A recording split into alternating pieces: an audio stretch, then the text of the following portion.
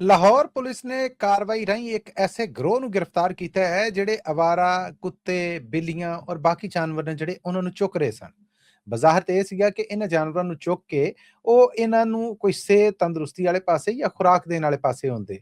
ਪਰ ਇਹਨਾਂ ਜਾਨਵਰਾਂ ਨੂੰ ਸਿਰਫ ਇਸ ਕਰਕੇ ਚੁੱਕਿਆ ਜਾਂਦਾ ਸੀਗਾ ਕਿ ਇਹਨਾਂ ਤੋਂ ਸੋਸ਼ਲ ਮੀਡੀਆ ਕੰਟੈਂਟ ਹੈ ਜਿਹੜਾ ਉਹ ਕ੍ਰੀਏਟ ਕੀਤਾ ਜਾ ਸਕੇ।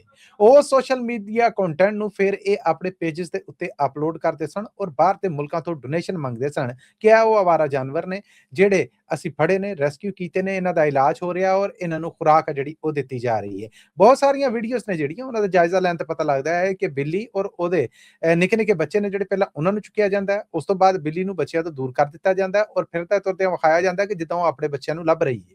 ਫਿਰ ਕੁਝ ਚਿਰ ਬਾਅਦ ਦੂਸਰੀ ਵੀਡੀਓ ਜਿਹੜੀ ਉਹ ਅਪਲੋਡ ਕਰ ਦਿੱਤੀ ਜਾਂਦੀ ਹੈ ਜਿਹਦੇ 'ਚ ਬਿੱਲੀ ਆਪਣੇ ਗਵਾਚੇ ਬੱਚੇ ਨੇ ਜਿਹੜੇ ਉਹਨਾਂ ਨਾਲ ਪਿਆਰ ਕਰ ਰਹੀ ਹੈ। ਛਾਪੇ ਦੌਰਾਨ ਬਿੱਲੀ ਦੇ ਮੁਰਦਾ ਬੱਚੇ ਨੇ ਜਿਹੜੇ ਉਹ ਵੀ ਫੜੇ ਗਏ ਨੇ। ਪੁਲਿਸ ਦਾ ਆਖਣਾ ਆ ਕਿ ਇਸ ਕੰਟੈਂਟ ਨੂੰ ਬਾਹਰ ਦੇ ਮੁਲਕਾਂ ਤੋਂ ਡੋਨੇਸ਼ਨ ਲੈਣ ਵਾਸਤੇ ਵਰਤਿਆ ਜਾ ਰਿਹਾ ਸੀਗਾ। ਇਹਨਾਂ ਦੇ ਪੇजेस ਦੇ ਉੱਤੇ ਜਿੰਨੇ ਨੰਬਰ ਨੇ ਉਹ ਦੂਸਰੇ ਮੁਲਕਾਂ ਦੇ ਨੇ। ਚੰਦਾ ਕੌਣ ਵਸੂਲ ਕਰ ਰਿਹਾ ਸੀ, ਕਿੱਦਾਂ ਇਹ ਵਸੂਲ ਕੀਤਾ ਜਾ ਰਿਹਾ ਸੀ ਔਰ ਕਦੋਂ ਤੋਂ ਇਹ ਕੰਮ ਚੱਲ ਰਿਹਾ ਸੀਗਾ, ਇਹਦੇ ਵਾਸਤੇ ਮਰਕਜ਼ੀ ਮੁਲਜ਼ਮ ਦੀ ਗ੍ਰਿਫਤਾਰੀ ਜ਼ਰੂਰੀ ਹੈ, ਜਿਹਦੀ ਗ੍ਰਿਫਤਾਰੀ ਦੇ ਵਾਸਤੇ ਛਾਪੇ ਮਾਰੇ ਜਾ ਰਹੇ ਨੇ।